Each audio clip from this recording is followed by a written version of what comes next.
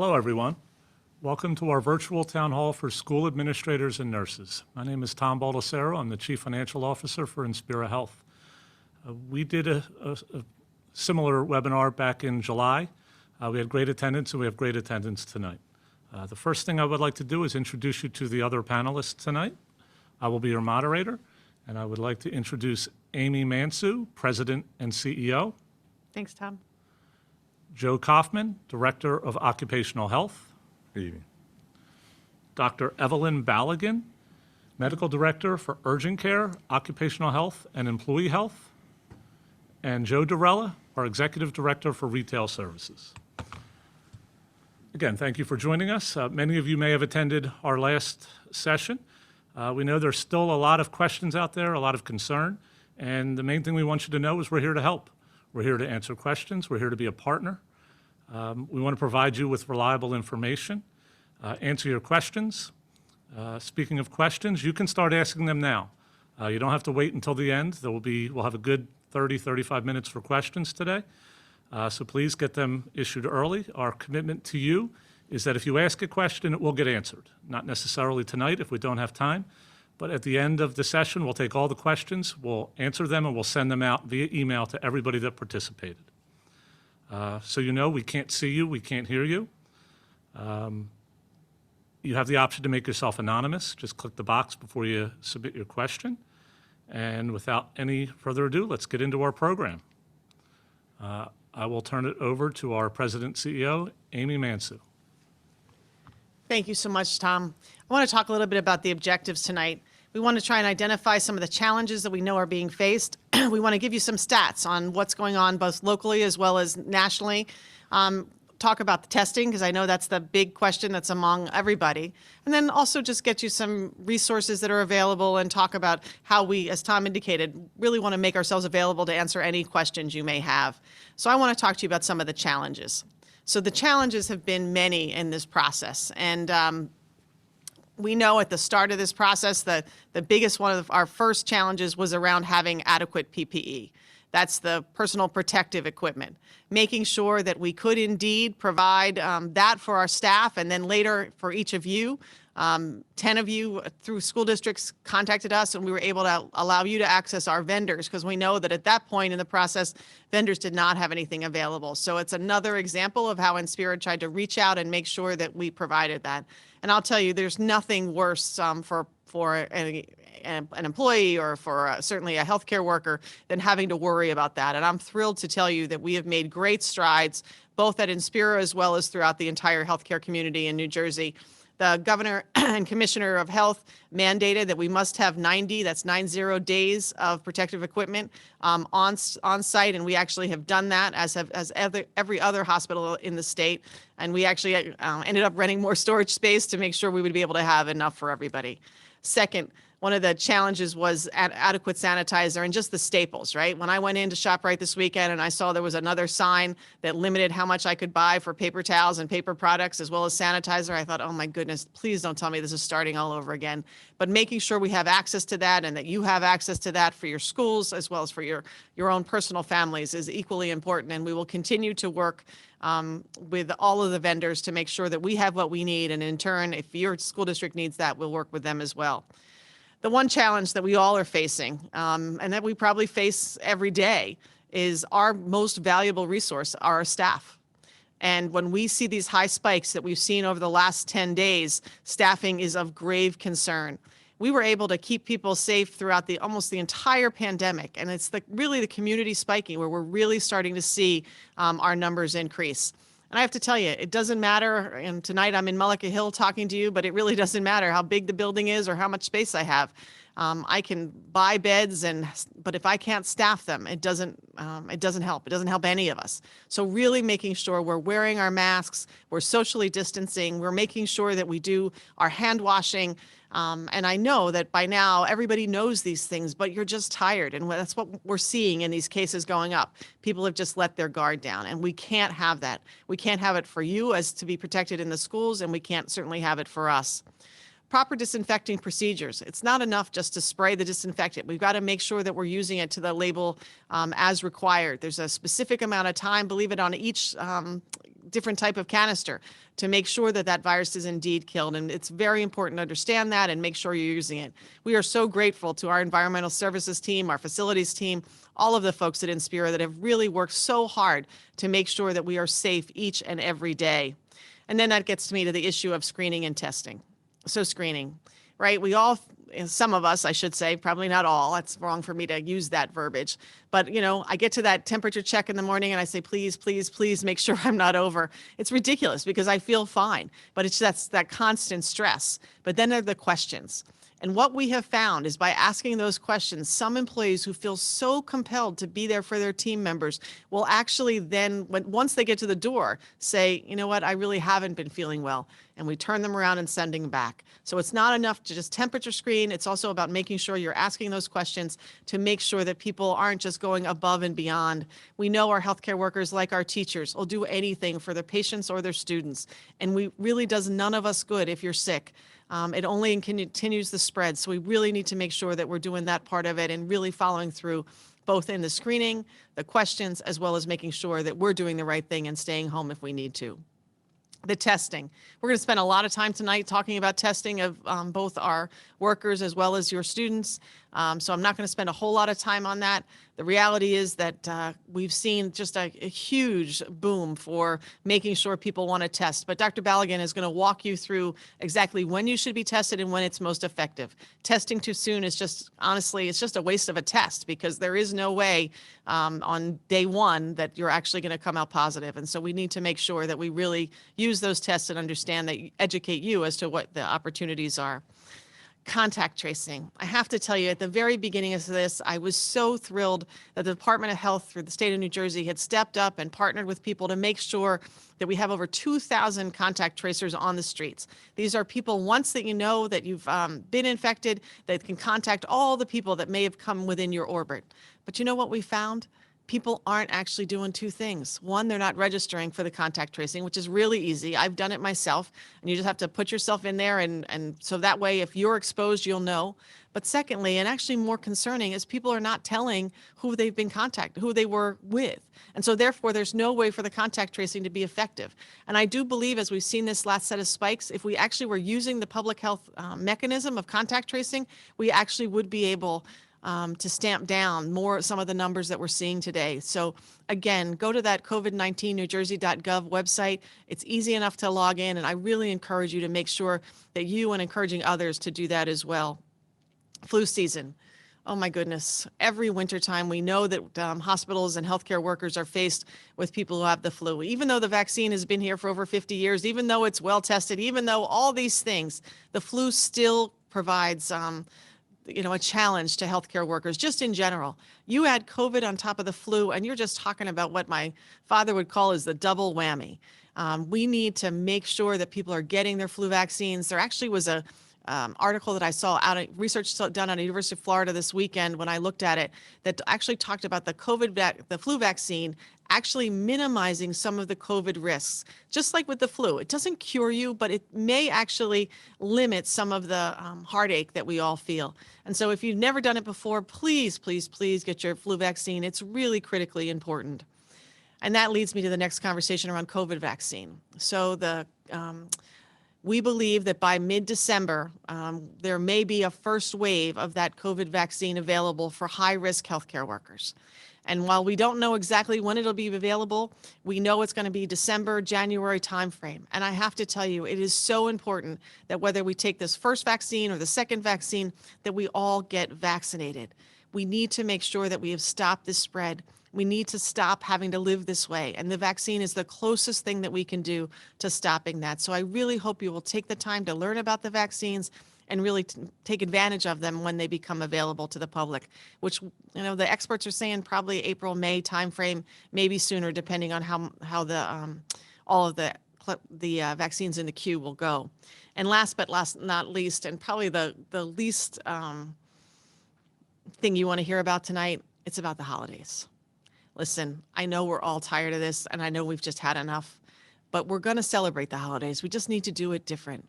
Thanksgiving, Hanukkah, Diwali, Christmas, Kwanzaa, I know that all of those traditions are the things that bring us together, both with our friends and family, but it's just too risky this year. You're going to hear the very specifics of what the governor has now laid out as of this weekend and today on what actually should be done. But here's the real secret. If you have any question about it, don't do it. It's just not risk it. It's not just not worth it to risk your family and your own loved ones. And if they're not living in your house, you're taking a risk.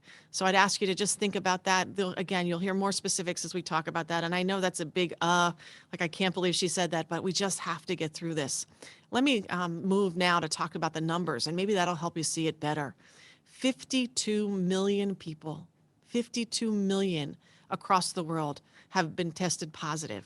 And we know 10 million of them have come from the United States. As we've seen our own numbers, we now have 266,000 people who've tested positive. I have to tell you, I remember at the beginning of this, when 10,000 people tested positive, I said, well, that's it. It's going to stop now. Everybody's going to realize, and we're going to double down. Now here we sit at 266,000. And you can see the numbers on the chart. There are almost 13,000 positives within the 3 counties that we cover and that you live in. And so we know that this increase in our spread is just, it just makes it that much more difficult for us to provide care and for you to teach your students. So I'm now going to hand it over to Dr. Balogun, and she's going to talk about some of the spreads that we've seen. And again, Dr. Balogun is our expert that we have here tonight to be able to answer your questions. But I think that the age and the demographics is something that we all need to really pay attention to. Dr. Balogun? Thank you, Amy. So since the last conversation that we had with this group, would like to give an update in terms of what the numbers look like in New Jersey. And what we know is that in comparison to August 2020, in November 2020, we have seen an increase of cases across the board in all age categories. In particular, I want to draw attention to the 5 to 17 and the 18 to 29 year age category, because that really represented the sharpest increase across the board. And so we see that in the 5 to 17 age category, the numbers increased from 2 to 1% of cases to 4.8% in terms of the total contribution to total cases in the state. In the 18 to 29 age category, the numbers increased from approximately 13% to 18.2%. And actually, if you look at what is happening in the 50 and over age category, those percentages generally held steady and perhaps even increased if you look a little bit closer at the 65 to 79 and 80 plus.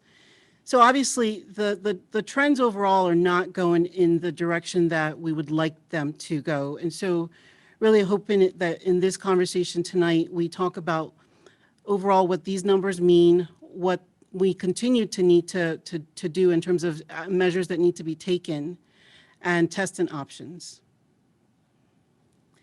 Before I go into the testing option, did want to have an additional conversation at the school level of outbreaks.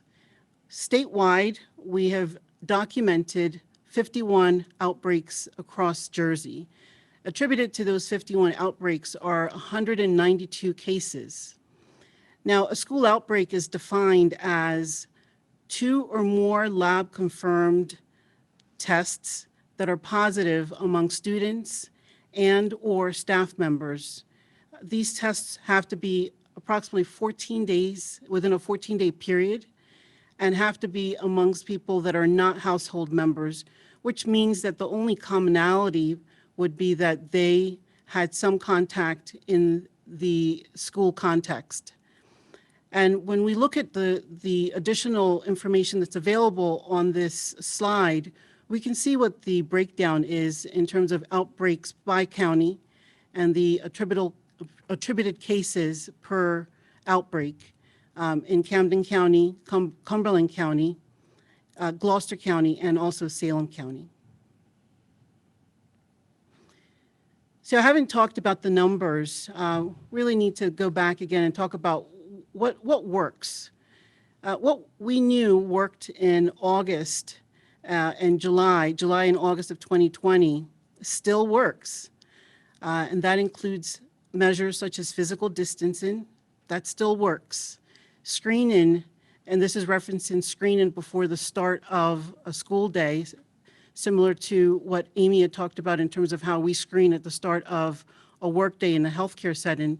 That still works. And masks absolutely remain a crucial part of our efforts.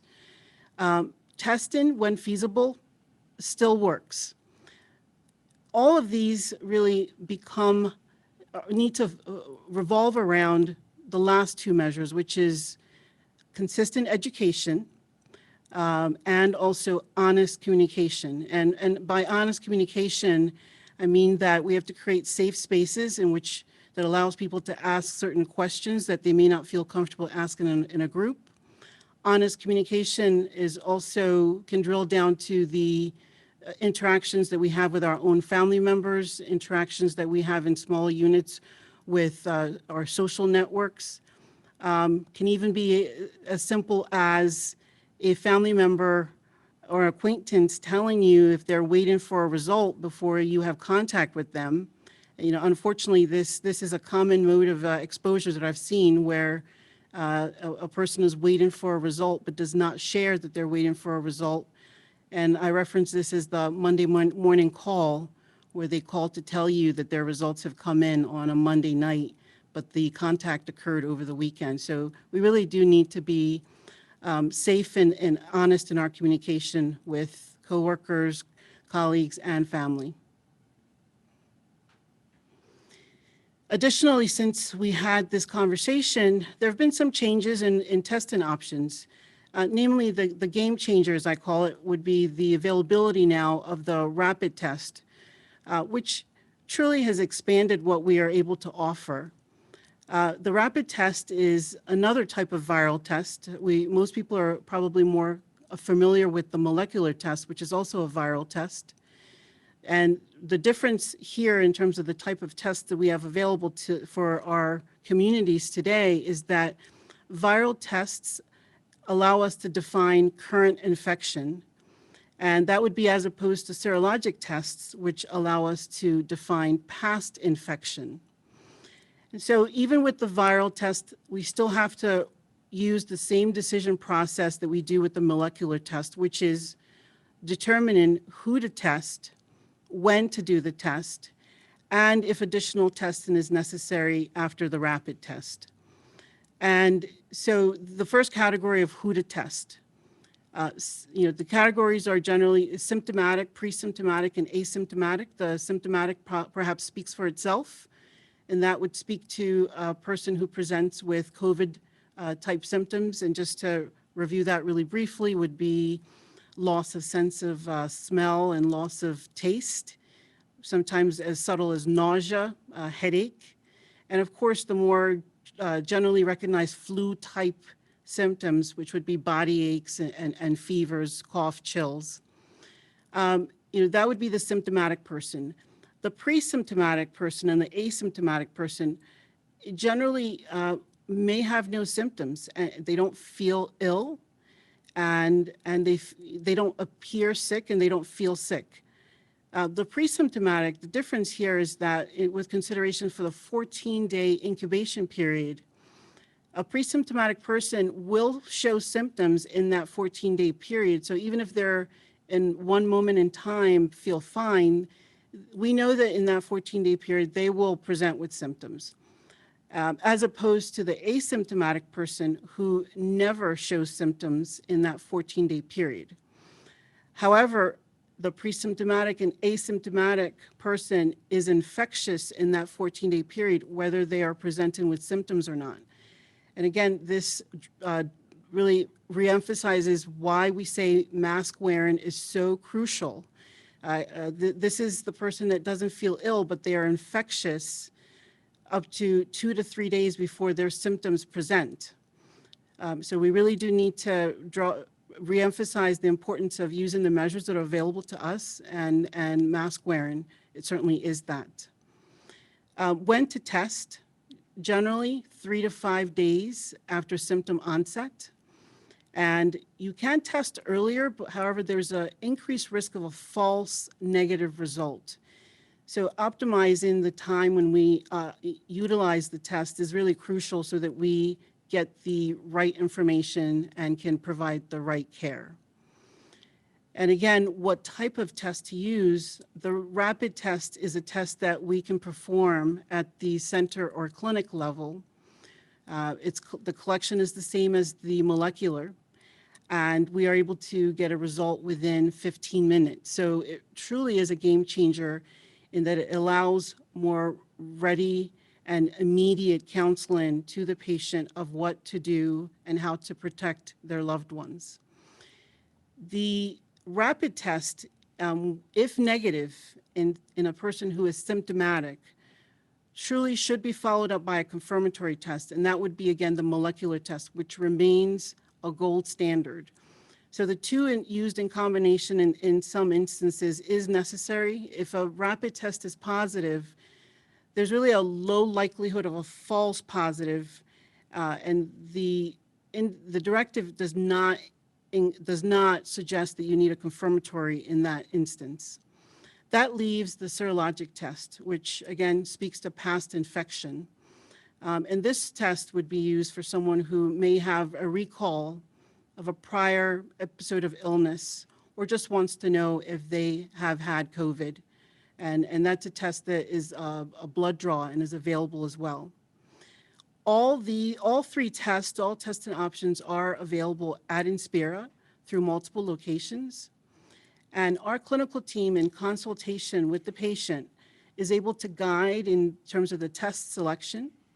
And the test selection really speaks to the immediate and particular need of the patient, and counseling is provided as well after that consultation. Thank you again. And that being said, I will turn the presentation to Joe Durella.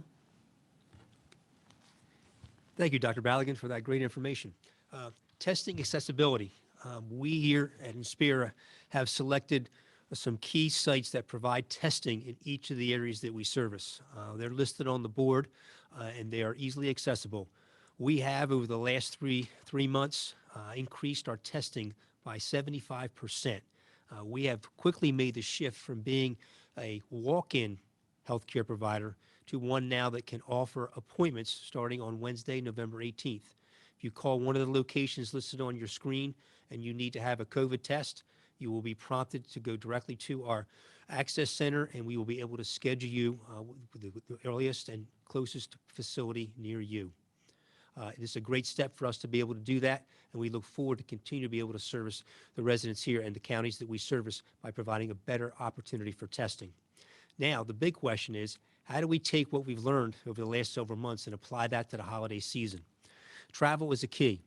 Please, if you're going to travel and you're going to an event, make sure you check where your area is coming from. So if you're having an event in Cumberland County and that's where you live, you've got people traveling from North Jersey or from other states, take a look and see what the transmission rate is in those areas. Try to encourage those that are going to come from a distance to make sure they get a flu shot. That flu shot is important. It helps to mitigate some of the symptoms, not just for flu, but also they're finding that the opportunity to mitigate some of the impacts of COVID is possible. So again, really do your homework and really make sure you know where your visitors are coming from. Indoor versus outdoor. This is critical. As we've moved indoor, we're starting to see a spike in the cases here, not just in New Jersey, but across the country. The problem with indoor activities is poor ventilation. If you're going to have an event indoors, please try to find ways to increase the ventilation, the air circulation in your house.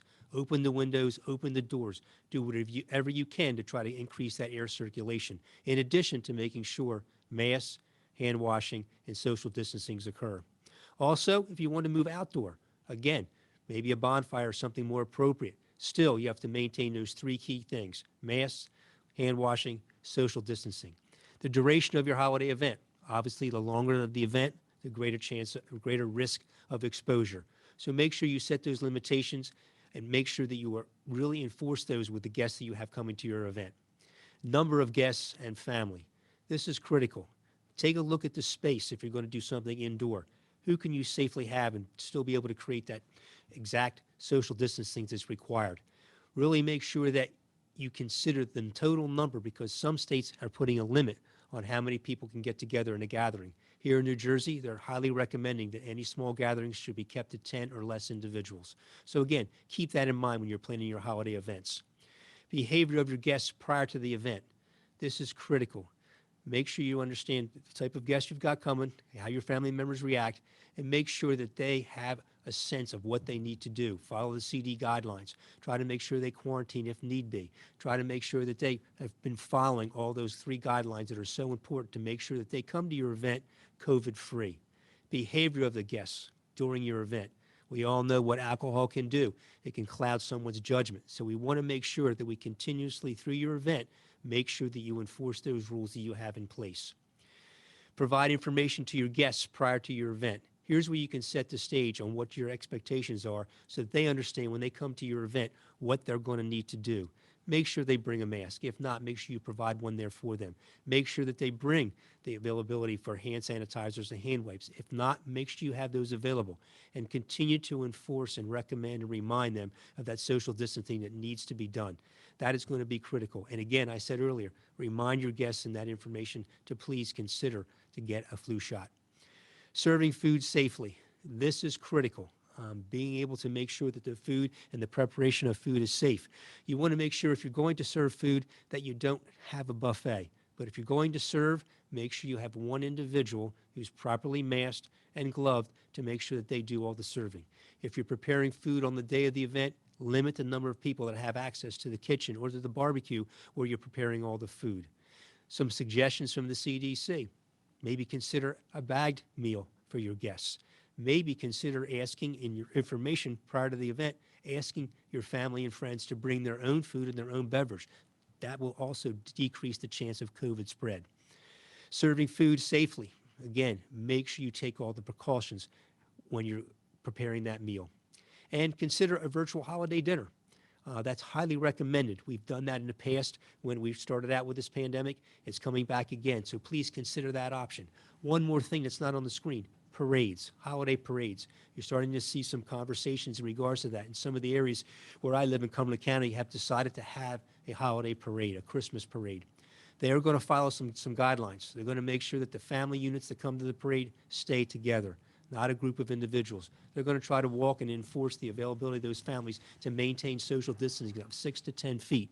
They're going to limit or eliminate any of those vendors that you see going around selling things. They're also going to make sure they enforce that everyone that attends that parade is going to wear a mask. So there's some thoughts for the holiday season. With that, I'd like to pass it over to Joe Kaufman, our Director of Occupational Health, who's going to touch on the topic of masks.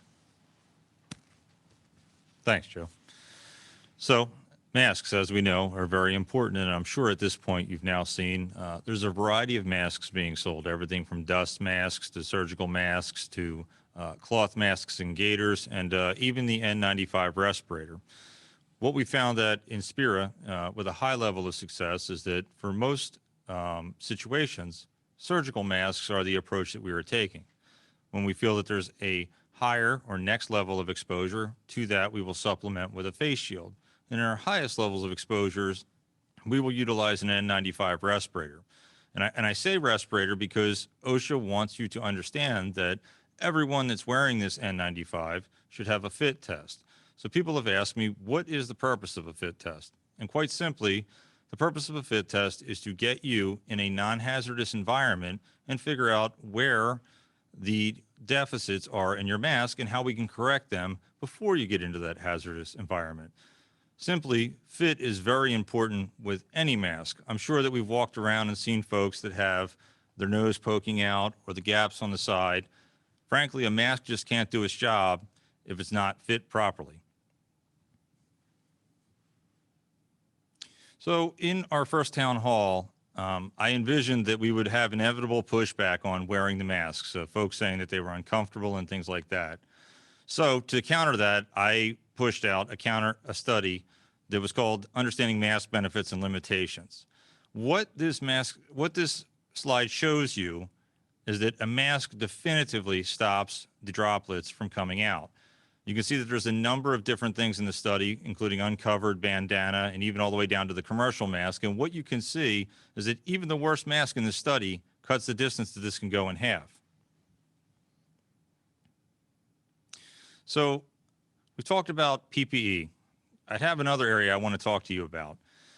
Basically, in the safety hierarchy of controls, which states that these are different level of controls on how we can protect people, PPE is your last line of defense, and it's not your first.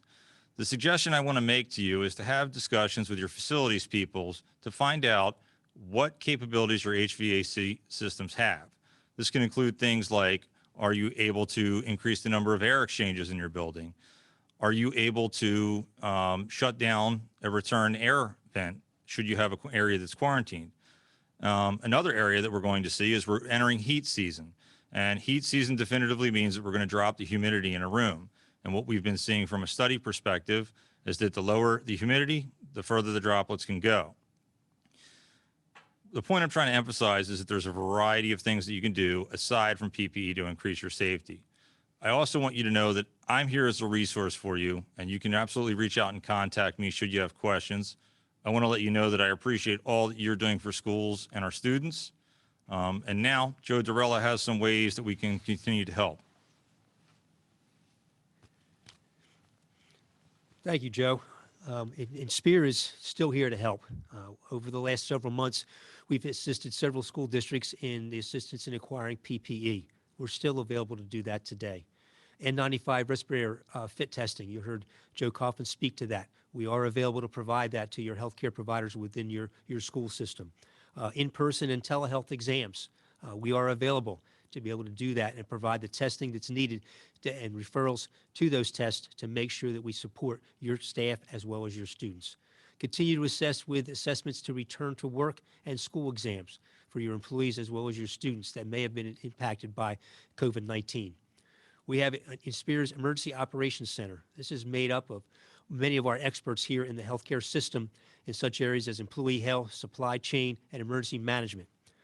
We have the experience in dealing with the virus, so let us share our experience and our knowledge to help support you. And with that, I want to turn this back to Amy to take it from here. Thanks, Joe. I just want to just spend a couple minutes talking about some of the success stories and then quickly turn it back to Tom so we can get to your questions, which is really the most important part of this evening. We were able to facilitate at least 10 school districts being able to purchase PPE, and we know that that was such a tremendous relief to people when they actually had those things there and ready for them. We also did over 100 fit tests that Joe had talked about, really making sure that you knew that the equipment that you had worked and would be effective in being able to protect you. We actually had over 10,000 employees that have either been tested by our OC Health program, both our own as well as externally. And then lastly, when you called us and said there was been an exposure, whether it was a school program or a sports program, we were able to readily respond quickly to try and stand testing up for you, or at least make available one of our sites so that you could get those kids tested so you could rapidly understand what it was. And let me show you what some of the results have been. People have said that they were so pleased at what Inspira did, that they would partner with us, and that it gave you the relief you were looking for in these really uncertain times. And we are glad to do that. That's part of our commitment to our communities, is making sure that not only do we have the resources, but that we share those resources freely, both of our expertise as well as the access to the equipment that you needed so you would indeed be protected. And you can see over and over again the themes. It's about a partnership. That is the only way we're going to get through this time period, is making sure that we have this strong partnership, especially now, to tamp down this disease. So Tom, without any further ado, are there questions for us tonight? Thank you, Amy. Yes, I do have some questions. On the screen right now, though, I want to point out, you see the two gentlemen's name there that have spoken tonight. They can be primary contacts for anything that you've seen in this presentation. Specifically, I'll say some school districts have reached out in the past and needed bulk testing done. Either there was a sports team exposure or something like that. The best thing to do at that point would be to contact one of these two gentlemen to help coordinate if there's a lot of testing that's needed. So now we'll get to the questions. Keep them coming if you can. The first question, Joe Dorella, you did answer this, but I will put it out there again for you. Where can we send students to get PCR tests? Same-day appointments? Tom, great question. Any one of our facilities that were listed in the program have the ability to do the rapid as well as a PCR test. You'll get a telehealth visit, And with that conversation with the provider, they will decide what's the best course of action in regards to what your true needs are going to be. So yes, we offer both the rapid, which has been very, very popular, as we mentioned, but also we can back it up with a PCR as well. Thank you, Joe. And keep in mind, you can call those centers, or you can even call 1-800-INSPIRA to get scheduled as well. Next question I'll give to Dr. Balogun. Is there a better way to screen students that doesn't include temperature checks, since temperature checks are less accurate and lower with lower outdoor temperatures? Thank you, Joe. And I believe Amy already alluded to this, that temperature checks is one measure in our toolbox. It really should be complemented by the screening questions that we also, I think, alluded to or reviewed, which is a symptom check, questions related to symptom check. Do you have nausea? Do you have stomach pains, diarrhea? Do you have headaches? And sometimes even, have you had an exposure to somebody with COVID? All those questions really should supplement the temperature checks, and the temperature checks were never truly intended to be a standalone screening measure. Okay, I'm going to give you the next question as well, Dr. Balogun. You say education and communication are important, but school nurses are having difficulty getting healthcare providers to recommend the DOH guidance with quarantine. How can we get the word out that we must follow DOH guidance? And if giving an alternative diagnosis, we need to know the diagnosis. This way we can monitor properly. So that's a very complex, complex question. You know, I would really like to know a context. I think that warrants more conversation in terms of the context of the experience of the school nurse, maybe feeling that there wasn't a true partnership with the provider and the community. And unfortunately, you know, I think we know a lot more now than we knew in July, August, when we had this conversation, and we knew more then than we knew when this pandemic started. However, there's still a lot more that we don't know that we're learning. And so when I say honest communication, it might also warrant one party feeling comfortable or safe to reach out to the other and say, I heard you, I agree with this part, and this part I still don't agree with, or I'm not quite sure. And as always, I think communication in the clinical space is a comparison of information. There should always be bi-directional. No one person is going to know everything. And so it might be that if a school nurse feels that there's a bit of information that perhaps that community provider is not privy to, that we can dialogue. I know I myself, if I get really excited when people send me articles I haven't seen before, and I have no problem with people sending me articles because it's that bit more that I know now that I did not know. So I would really encourage that type of open sharing of information with the idea that we are all still learning. We know a lot more now, but we are all still learning. And if I can facilitate that in any way, I would be glad to do that. You know, I've had those conversations myself with colleagues and family and employers, and would certainly hope I could contribute and help if there needs to be an outreach made. Thank you, Dr. Balogun. And I think that does go in hand with when we say our command center is available for you, and any expert in Spirit is available to help as well. So again, you can reach out to those contacts that we showed you earlier, Joe Dorella or Joe Kaufman. Dr. Balogun, another question. What is the likelihood of a false positive test or a false negative test? Again, another good question. The likelihood of a false positive or a false negative really depends on a couple of different things. One, as we mentioned, it depends on the timing of the test. And so if the test is done too soon, you're more likely to get a false negative. If the test is incorrectly collected, you're also more likely to get a false negative, meaning that unfortunately, and for anyone that's had this swab done, it's a life-altering experience, right? It needs to go back far enough where and you should measure, if you watch the technique, you need to make sure you're measuring and you're getting a good sample size. 10 seconds per nostril, and you then really need to make sure that you're collecting a good amount of secretions. False positives, there have been some reports of false positives if the solution is not handled appropriately. Generally, we're probably more concerned about false negatives than false positives. And so the percentage in terms of a false negative, a false positive, again, is multifactorial, and it also then depends on the type of test that is being used, a rapid versus a PCR test. Thank you. Joe Kaufman, would you recommend a teacher use a standing fan in the classroom? If you do, where should the direction of the fan be placed? And keep in mind the windows are also open. That's a good question. And I think in my mind at that point, what you're trying to do is take that fan and exhaust air out of the building rather than point the fan at any specific person. Obviously, if you're pointing a fan at someone, there's always the chance that that person could be positive and you're directing those, droplets further down. So in my opinion, I think exhausting the air out would be the appropriate measure. Okay, thank you. And if you could put the screen up, because the next two questions are going to ask about contact information. How can school nurses access fit testing? If you could contact Joe Kaufman, you'll have a little time to write that email down, and we'll also be emailing this presentation out. And the next question, same thing. Can you provide Inspira's Emergency Operations Center contact information? If you reach out to Joe Kaufman, he can put you in touch with the appropriate person. All right, Dr. Baligan, next question.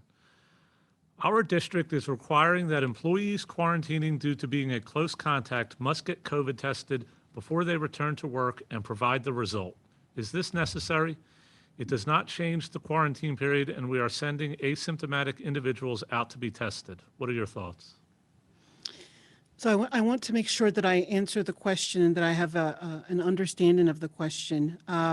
If the school district is requesting a test for all exposures, persons who have been exposed as a condition of return to work, that would be appropriate. I think in our experience, if we have a healthcare worker who sustains an exposure, we are also screening them with a test.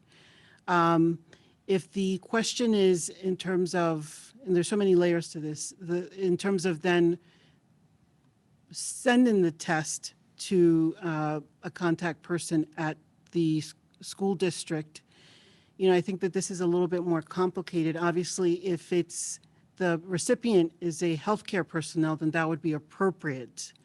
If the recipient is not a healthcare personnel, then there are certainly privacy rules, but in this environment of a public preparedness and pandemic, and being able to perform contact tracing when needed, unfortunately, there does need to be some level of identification and sharing of information.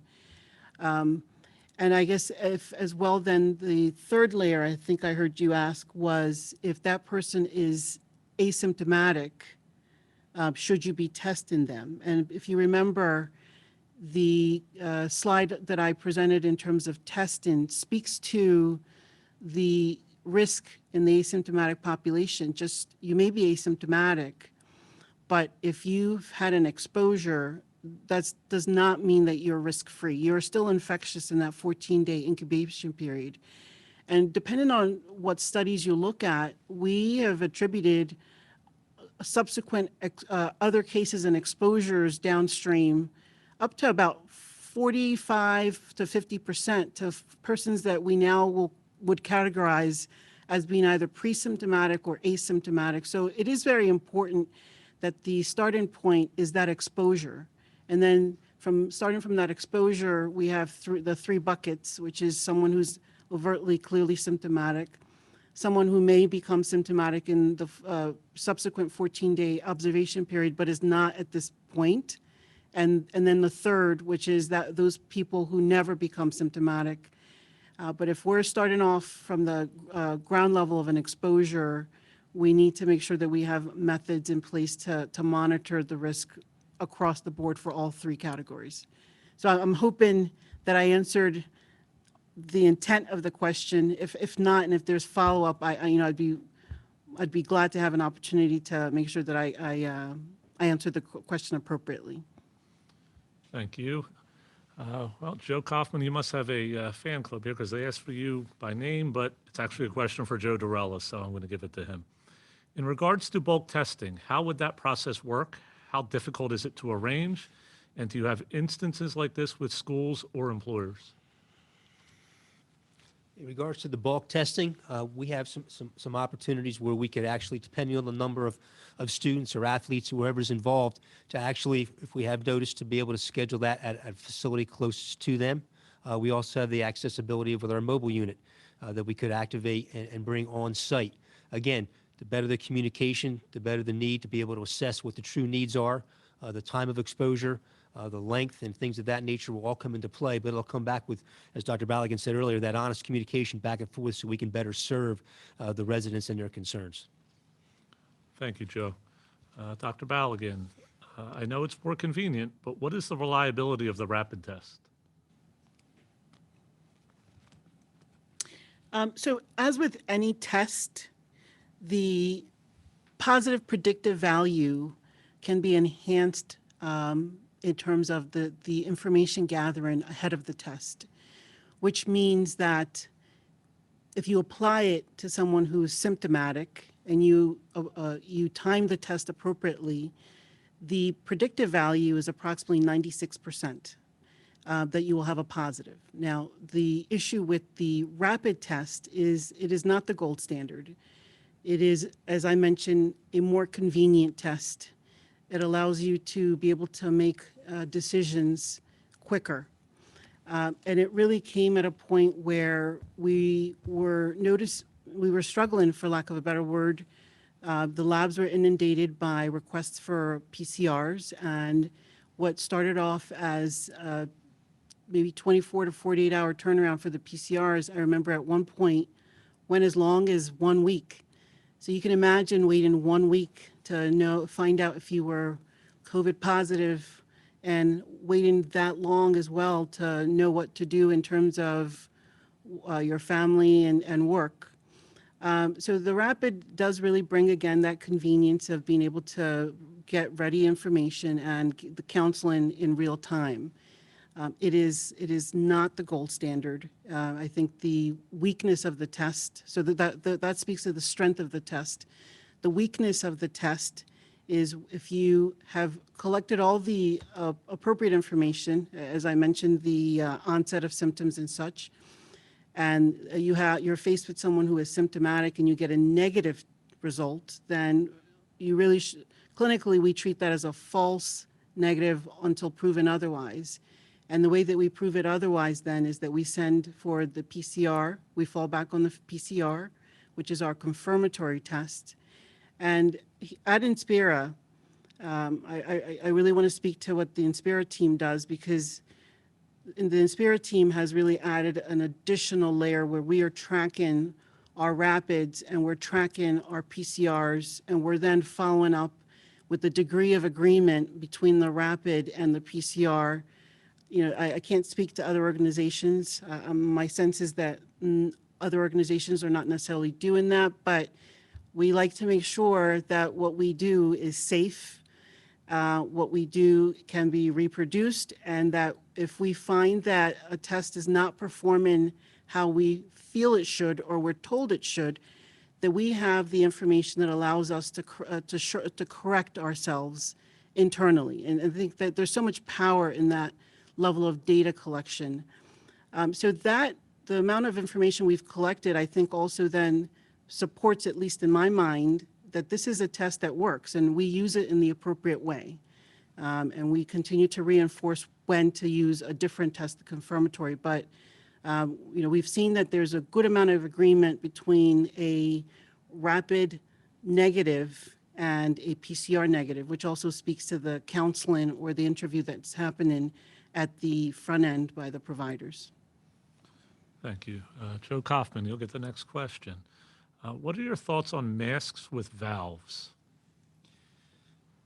I would say that, my concern with the valves is that, in certain situations, they are not filtering the air that's being displaced. Rather, it's only for the benefit of you. And as we know, I think that masks benefit is that not only are you trying to protect yourself, but you're also trying to protect others.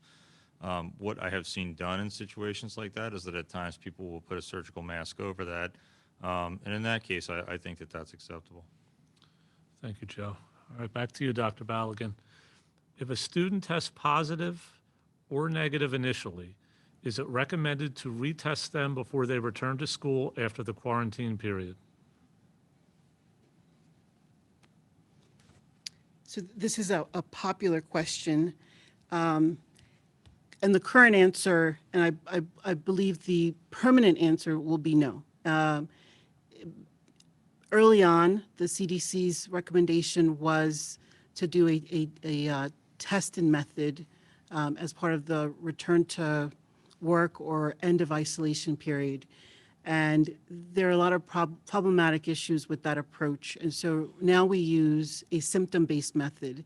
And what a symptom-based method speaks to then is, if with consideration again for that incubation period, after 10 days after the onset of symptom, we would then check with the person who's being cleared. And if they're symptom-free, meaning that they are now fever-free and they've had improvement of whatever symptoms that they had at the onset, then they can be clinically cleared with the thought process that they are no longer infectious. And they can be cleared without the need for additional testing. Stay ready, we got the next one. If there is a positive case in a classroom where masks are worn and 6 feet distance is being kept, does the entire class need to be quarantined and tested?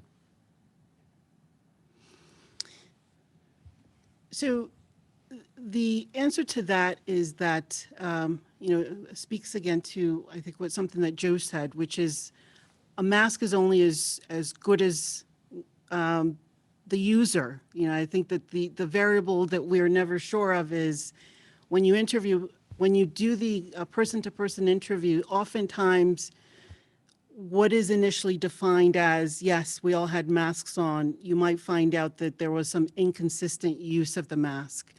And as well as Joe had mentioned, sometimes the mask, some pull down to below the nose or has a gap.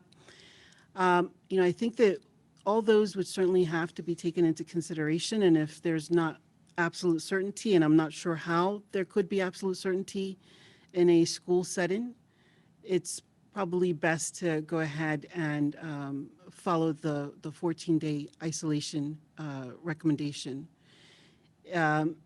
If there was certainty, we know that masks are protective, and masks are even more so protective if both the person who has tested positive and anyone that they come into contact with are wearing a mask at the time of contact. A recent study showed that mask wearing in that kind of context would cut down the exposure to aerosols anywhere up to 50 to 70%. And so that's very significant. But again, that's modified by appropriate use. So I think that the general answer I would give to that then is, without certainty that the wearing was appropriate, is probably best that we follow the guidance around a quarantine for the 14-day period. Okay, one last question from the audience. Dr. Balogun, if a student is excluded from school by the nurse for symptoms, is it okay to take a rapid test that is negative for them to return?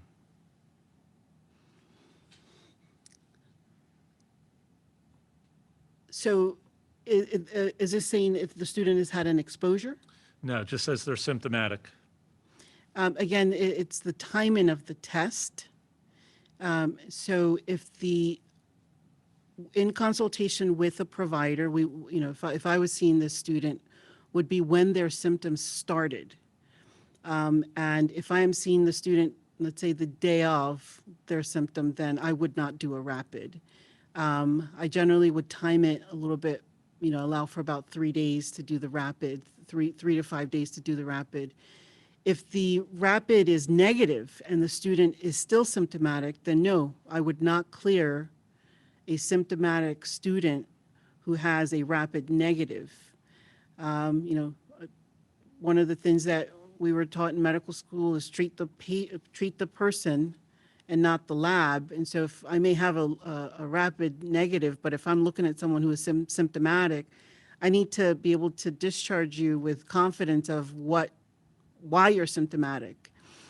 And we should speak to the fact that, everything that has been COVID, but not all things that are cough or upper respiratory is COVID. And so we're entering a season for other conditions as well. So to the providers, our provider team, we would also then consider, yes, we might send a PCR to rule out, fall back on our gold standard, but is it flu?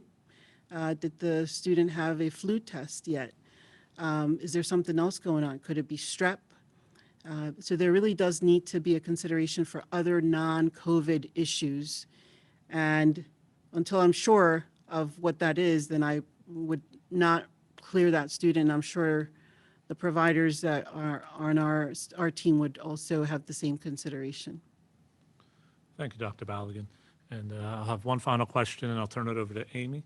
But I do want to thank and give my gratitude to everybody for what you're doing for our children. And my last question is for Amy.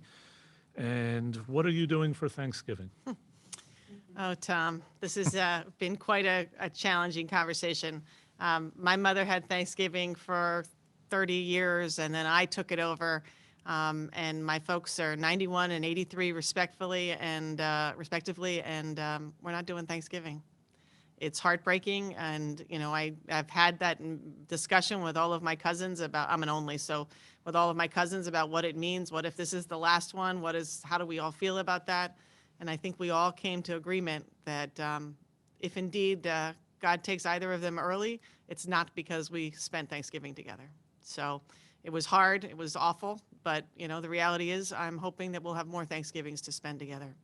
I want to first thank, as Tom did, all of our experts tonight. I hope you found this helpful and that we are able to answer questions. If there were more that came through, as indicated, we will respond to you and make sure that you also get the deck that we shared with you today. It really is so important that we keep talking. A, that we understand what you need from us as your healthcare provider, and B, that we make sure that you understand how important we take this relationship that we have. It is an honor to provide health care to this community. It is an honor that our patients come to us, and we do not take it for granted.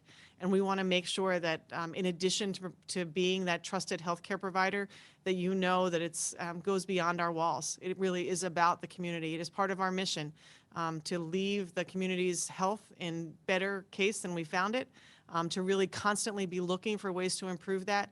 And during the time of a international pandemic is no more important a time than for us to be joining together to really stamp out this pandemic. As I've said consistently, I really appreciate all that you do for our children, for our communities, and until we can be together again, be well and stay safe. Thank you very much.